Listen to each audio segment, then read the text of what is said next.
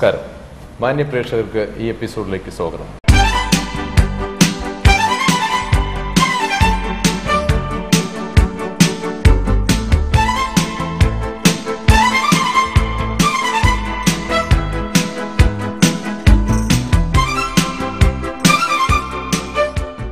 ഇന്നിവിടെ അതിഥിയായിട്ട് എത്തിയിരിക്കുന്നത് റെഫൻഡർ ഇന്റീരിയേഴ്സിന്റെ ഉടമസ്ഥയായ ജനിതയാണ്. ജനിതയ്ക്ക് ഈ എപ്പിസോഡിലേക്ക് സ്വാഗതം. നമസ്കാരം. ഈ ഒരു പർട്ടിക്കുലർ ബിസിനസ് സ്റ്റാർട്ട് ചെയ്യാനുണ്ടായ സാഹചര്യം എന്താണ് മാഡം? ഞാൻ ആക്ച്വലി കഴിഞ്ഞ ഒരു 8-9 കൊല്ലമായിട്ട് I have been working in this interior field. Like ഞാനൊരു കമ്പനിയിൽ ഇനീഷ്യലി വർക്ക് ചെയ്ത കമ്പനി ഹിൻഡ്വെയർ എന്ന് പറയുന്ന ഒരു കമ്പനിയായിരുന്നു. അവിടെ ഞാനൊരു 2.5 കൊല്ലത്തോളം കംപ്ലീറ്റ് ആർക്കിടെക്ട്സ് ഇന്റീരിയർ ഡിസൈനേഴ്സിനൊക്കെ മീറ്റ് ചെയ്യായിരുന്നു. പിന്നെ ഞാൻ സെറ എന്ന് പറയുന്ന ഒരു കമ്പനിയിൽ വർക്ക് ചെയ്തു. കർണാടകയുടെ ASM ആയിട്ട് വർക്ക് ചെയ്തു. പിന്നെ കുറച്ചു കാലം ഞാൻ ഫിനാൻസ് ഇൻഡസ്ട്രിയിലേക്ക് മാറി. പക്ഷേ വർക്ക് ചെയ്യുമ്പോഴെല്ലാം എനിക്ക് എന്തെങ്കിലും സ്വന്തമായിട്ട് തുടങ്ങണം എന്നുള്ളൊരു ചിന്തയുണ്ടായിരുന്നു. Yes, I want to do something on my own. അതെനിക്ക് എപ്പോഴും ഉണ്ടായിരുന്നു. അപ്പം ആദ്യമൊക്കെ ആ ഒരു കോൺഫിഡൻസ് ഉണ്ടായിരുന്നില്ല, ധൈര്യം ഉണ്ടായിരുന്നില്ല. പിന്നെ വർക്ക് ചെയ്ത് വന്ന് ഒരു പോയിന്റ് ആയപ്പോഴേക്കും ഓക്കെ ഇനി തുടങ്ങാന്നുള്ള ഒരു ധൈര്യം വന്നു കിട്ടി. And then I thought okay വേറെ ഒരു ഇൻഡസ്ട്രിയിൽ പോയിട്ട് എന്തെങ്കിലും ചെയ്യുന്നതിനെക്കാട്ടിയും അറിയുന്ന ഇൻഡസ്ട്രിയിലും അറിയുന്ന ആളുകളെ റിലേറ്റ് ചെയ്തിട്ടുള്ള എന്തെങ്കിലും ഒരു ബിസിനസ് തുടങ്ങണം എന്നായിരുന്നു. അങ്ങനെ ഇരിക്കുമ്പോഴാണ് ഇത് ഒരു കോയിൻസിഡൻസ് മാതിരി വന്ന് പെട്ടതാണ് ഈ ബിസിനസ്. അങ്ങനെ തുടങ്ങിയത്. ഫ്ലോറിംഗ് എന്ന് ഉദ്ദേശിക്കുമ്പോൾ ഞാൻ ഒരു സംശയം എനിക്ക് ഉണ്ട്. അതായത് ഇത് നമ്മളെ ഫ്ലോറിങ്ങിന് മാത്രമാണോ, നമുക്ക് ചുവരിലും ഉപയോഗിക്കാനുള്ള? വേണമെങ്കിൽ ചുവരിലും ഉപയോഗിക്കാം, ക്ലാഡിംഗ് ആയിട്ട് ഉപയോഗിക്കാം. പക്ഷെ ഇറ്റ് ഈസ് മെയിൻലി ഫ്ലോറിംഗ് ആണ് ഇതിന്റെ പർപ്പസ്. അപ്പം എന്താ പറയുന്ന ചിലവരൊന്ന് ഇന്നോവേറ്റ് ചെയ്യാൻ വേണ്ടിയിട്ട് എന്തെങ്കിലും ഒരു സീലിംഗ് വാളിൽ കൊടുക്കണം എന്ന് പറയുകയാണെങ്കിൽ വി ഡു ദാറ്റ്. ഈ കൊച്ചു കുട്ടികളൊക്കെ ഉള്ള വീട്ടിലാകുമ്പോൾ ഈ വുഡ് ഫ്ലോറിംഗിൽ വെള്ളം വീണ് കഴിഞ്ഞാൽ ഇത് ഉളുത്തു പോകില്ലേ? ഇല്ല, വെള്ളം വീണ് കഴിഞ്ഞാൽ ഇമ്മീഡിയറ്റ്ലി അതിനെ വൈപ്പ് ചെയ്ത് കളയണമെങ്കിൽ കുഴപ്പമില്ല. വെള്ളം അവിടെ സ്റ്റേ ചെയ്യുകയാണെങ്കിൽ കുറച്ച്, അതായത് ഒരു 1-2 hours കണ്ടിന്യൂസ്ലി അത് അവിടെ സ്റ്റേ ചെയ്യുകയാണെങ്കിൽ ദ്രവിക്കില്ല. വെള്ളം ആക്ച്വലി അത് ഇതിന്റെ ഗ്യാപ്സ് ഉണ്ടാവില്ല. പക്ഷെ എന്നാലും വെള്ളമല്ലേ, ഇടയ്ക്ക് കൂടി MDF ഒക്കെ ആണെങ്കിൽ അതിന്റെ ഇടയ്ക്ക് കൂടി ഇറങ്ങും. എന്നിട്ട് ഈ MDF എക്സ്പാൻഡ് ചെയ്ത് തുടങ്ങും. അപ്പൊ എക്സ്പാൻഷൻ വരും. അങ്ങനത്തെ പ്രോബ്ലം ആ ഒരു പർട്ടിക്കുലർ പീസ് മാത്രം നമുക്ക് മാറ്റി ചെയ്യാൻ പറ്റും. അങ്ങനെ ചെയ്യാൻ പറ്റും. അപ്പൊ അങ്ങനെയുള്ള ബെനിഫിറ്റ് ഇതിനുണ്ട്. ഇത് ഏതൊക്കെ കമ്പനികളുടെ പ്രോഡക്ട്സ് ആണ് ഇവിടെ അവൈലബിൾ? ഞാൻ ആക്ച്വലി ഇപ്പം വുഡ് ഫ്ലോർ ഡീൽ ചെയ്ത് ഞാൻ ഒറ്റ ഒരു കമ്പനിയാണ്. സാംലിംഗ് എന്ന് പറയുന്ന ഒരു മലേഷ്യൻ കമ്പനിയുണ്ട്. അവര് ഇന്ത്യയിൽ സൈലസ് എന്ന പേരിൽ 100% സബ്സിഡറി ആയിട്ട് വന്നിട്ടുണ്ട്. സൈലോസ് പേരിൽ അവർ 100% സബ്സിഡറി ആയിട്ട് ഇന്ത്യയിൽ വന്നിട്ടുണ്ട്. അപ്പൊ I am the dealer for entire Kerala. ഞാൻ അവരുടെ മാത്രം പ്രോഡക്റ്റ് മാത്രമേ ഇപ്പം വുഡ് ഫ്ലോറിൽ യൂസ് ചെയ്യുന്നുള്ളൂ. എൻറ്റയർ കേരള ഡീലിംഗ് ഉണ്ടല്ലോ. എൻറ്റയർ കേരള ഇപ്പം ഞാൻ ഫ്രാഞ്ചൈസ് ചെയ്യാന്ന്. മാഡം, ഇവിടെ ഗോഡൌൺ ഫെസിലിറ്റി ഉണ്ടോ ഈ സാധനങ്ങളൊക്കെ സ്റ്റോർ ചെയ്യാൻ വേണ്ടി? No, I don't need to keep stock. Stock എല്ലാം actually company keeps in Bombay. അപ്പം എനിക്ക് in case stock വേണമെങ്കിൽ if I order today I get the material in 7 to 10 days. Laborers ഉണ്ട്, നമുക്ക് വർക്ക് ചെയ്യാനുള്ള ലേബേഴ്സ് ഉണ്ട്. എഫിഷ്യന്റ് ആയിട്ടുള്ള very efficient professionals ഉണ്ട്. എത്ര ക്വാണ്ടിറ്റി വേണമെങ്കിലും ചെയ്യാനുള്ള പണിക്കാർ നമ്മുടെ കയ്യിലുണ്ട്. ഞാൻ പിന്നെ ഡീൽ ചെയ്യുന്നത് ഫർണിച്ചറാണ്. ഫർണിച്ചർ എന്ന് പറഞ്ഞാൽ ഇൻസ്റ്റിറ്റ്യൂഷണൽ ഫർണിച്ചർ, സ്കൂൾ, കോളേജ്, ഓഫീസിനൊക്കെ. മാഡം, ഈ സ്റ്റൈലോ കമ്പനിയുടെ അല്ലാതെ വേറെ ഏതൊക്കെ കമ്പനിയുടെ പ്രോഡക്ട്സ് ഇവിടെ ഉണ്ട്? ഞാൻ ബേസിക്കലി ഡീൽ ചെയ്യുന്ന എല്ലാം വേറെ കമ്പനീസിന്റെ പ്രോഡക്റ്റ് ആണ്. റെഫിൻറ്റോർ എന്ന് പറയുന്ന എന്റെ കമ്പനിയുടെ പേരാണ്. ഞാൻ ഡീൽ ചെയ്യുന്നത് വേറെ, ഇപ്പൊ ഫോർ എക്സാമ്പിൾ ഞാൻ പറഞ്ഞില്ലേ വുഡൻ ഫ്ലോർ ഞാൻ ഡീൽ ചെയ്യുന്നത് സൈലസ് എന്ന് പറയുന്ന ഒരു ബ്രാൻഡ്. പിന്നെ സ്കൂൾ, കോളേജ്, ഓഫീസ് ഞാൻ ഡീൽ ചെയ്യുന്നത് ഇൻഫിനിറ്റി എന്ന് പറയുന്നത് ഇറ്റ്സ് ഗോവ ബേസ്ഡ് കമ്പനി, അവരുടെ ബ്രാൻഡാണ്. ഇപ്പൊ ഞാൻ റൂഫിംഗ്സ് എടുത്തിട്ടുണ്ട്. Entire polycarbonate, synthetic UPVC roofing, എല്ലാ റൂഫിംഗ് സിസ്റ്റം എടുത്തിട്ടുണ്ട്. അതിലെടുത്തിരിക്കുന്ന ടഫ് ലൈറ്റ് എന്ന് പറയുന്ന it's A 30-year-old company based out of Bangalore. അപ്പം പിന്നെ LG ഹോസീസിന്റെ വിനായലുണ്ട്. അപ്പം വിനായൽസ് ഉണ്ട്. അപ്പൊ ഇങ്ങനത്തെ കുറച്ച് വേറെ ഡിഫറെന്റ് കമ്പനീസിന്റെ ഫ്രാഞ്ചൈസിയും ഡീലർഷിപ്പും ഞാൻ എടുത്തിട്ട്. കോളേജ് ഫർണിച്ചർ എന്ന് ഉദ്ദേശിക്കുമ്പോൾ ക്ലാസ് റൂമിനകത്തുള്ള കുട്ടികൾക്ക് പഠിക്കാനുള്ള എവറിത്തിങ്. ക്ലാസ് റൂമിനകത്ത് ഇടുന്നതും സ്റ്റാഫിന് library area, hostel area, anything related to colleges. ലൈബ്രറിയിൽ ബുക്സ് ഒക്കെ വളരെ എല്ലാം ഉണ്ട്. കോളേജസിൽ ഞാൻ പറഞ്ഞില്ല ഹോസ്റ്റലിന്റെ ഫർണിച്ചർ ഉണ്ട്, കഫറ്റീരിയ ഏരിയ ഉണ്ട്, അങ്ങനെ എല്ലാം എവറിത്തിങ്. ലോഞ്ച് ഫർണിച്ചർ അങ്ങനെയുള്ളതൊന്നും വരുന്നില്ല? ലോഞ്ച് ഫർണിച്ചർ ഇല്ല. ലോഞ്ച് ഫർണിച്ചർ റെസിഡൻസസിന് യൂസ് ചെയ്യുന്ന ഫർണിച്ചർ ഇല്ല. Only offices, schools and colleges. ഇതിന്റെ ബ്രാഞ്ചസ് ഓപ്പൺ ചെയ്യാനുള്ള പരിപാടി? ഞാൻ actually as of now expansion ഭയങ്കരമായിട്ട് പറ്റില്ല. കാരണം ഇവിടെ തന്നെ നമ്മളൊന്ന് സ്റ്റെബിലൈസ് ചെയ്യണം ഇനീഷ്യലി. പിന്നെ ഞാൻ പ്ലാൻ ഉണ്ട്, എനിക്ക് കാലിക്കറ്റിൽ ഒരു ചെറിയ രീതിയിലൊന്ന് ഒരു ഷോറൂം ചെറുതൊന്ന് ഓപ്പൺ ചെയ്യണമെന്ന് ആഗ്രഹമുണ്ട്. ഒരു വിത്ത് നെക്സ്റ്റ് 6 months എങ്ങാറ്റും ചെയ്യണമെന്നുണ്ട്. ഈ ഓഫീസ് ഫർണിച്ചറും കോളേജ് ഫർണിച്ചറും കൊടുക്കുന്ന കമ്പനികളുടെ എഫിഷ്യൻസി എങ്ങനെയുണ്ട്? നല്ല അതെ, very good. They are high profile companies ആണ്. And they are dealing with a company called VS. അതൊരു ജർമ്മൻ കമ്പനിയാണ്. യൂറോപ്പിൽ ഇപ്പോൾ ഉള്ള സ്കൂൾ കോളേജ് ഈ company actually they import most of the products from Germany. അവിടെ നിന്ന് അവർ കുറെ കോമ്പണൻസ് ഇമ്പോർട്ട് ചെയ്യും. ചിലത് as a whole product itself they import. പിന്നെ കുറെ ഇവിടെ ഗോവയിൽ ഇവരുടെ കമ്പനിയിലേക്ക് ഇമ്പോർട്ട് ചെയ്തിട്ട് അവിടെ നിന്ന് ഇവർ അസംബിൾ ചെയ്തിട്ട് കൊടുക്കുന്നുണ്ട്. അപ്പോൾ it is all beautiful products quality wise.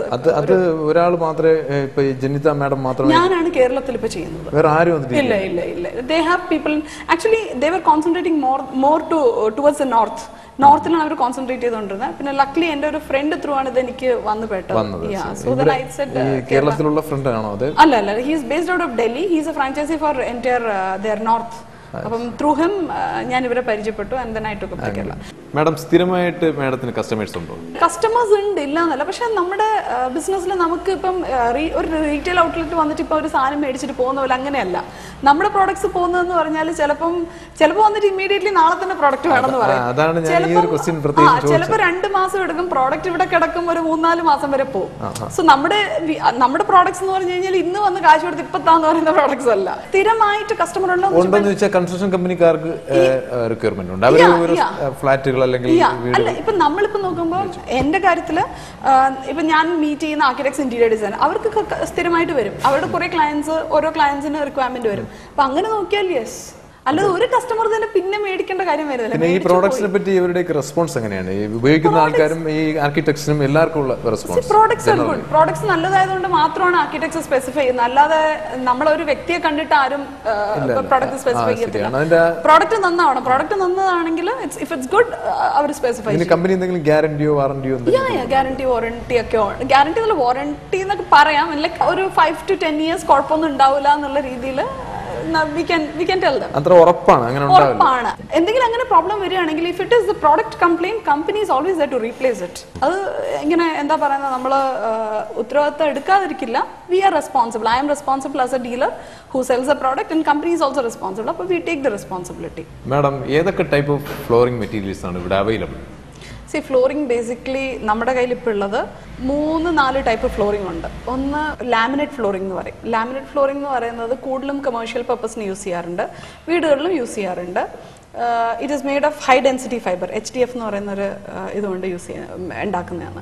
Laminate flooring തന്നെ പല സ്പെസിഫിക്കേഷനിൽ വരും, പല തിക്നെസ്സിൽ വരും. അപ്പം ഏറ്റവും തിക്കായിട്ടുള്ള ഒന്ന് 12 mm തിക്നെസ്സിലാണ്. AC5 എന്ന് പറയും. ആ ഒരു ക്വാളിറ്റിയിലാണ് വരുന്നത്. പിന്നെ AC4 ഉണ്ട്, AC3 ഉണ്ട്. നമ്മളിപ്പം ഡീൽ ചെയ്യുന്നത് AC5 മാത്രമേ ഡീൽ ചെയ്യുന്നുള്ളൂ. കാരണം we want to give a good product to the customer at a good rate. നമ്മുടെ റേറ്റും വളരെ വളരെ നല്ല റേറ്റാണ്. ഇന്ന് മാർക്കറ്റിൽ വേറെ ഒരു കോമ്പറ്റീറ്റേഴ്സിനും ഇല്ലാത്ത റേറ്റാണ് നമ്മുടേത്. പിന്നെ ഉള്ളത് എഞ്ചിനീയർഡ് ഫ്ലോർ എന്ന് പറയും. എഞ്ചിനീയർഡ് ഫ്ലോർ വന്നിട്ട് ബേസിക്കലി പ്ലൈ ബേസിന്റെ പുറത്ത് വിനീർ ലെയർ ആയിരിക്കും.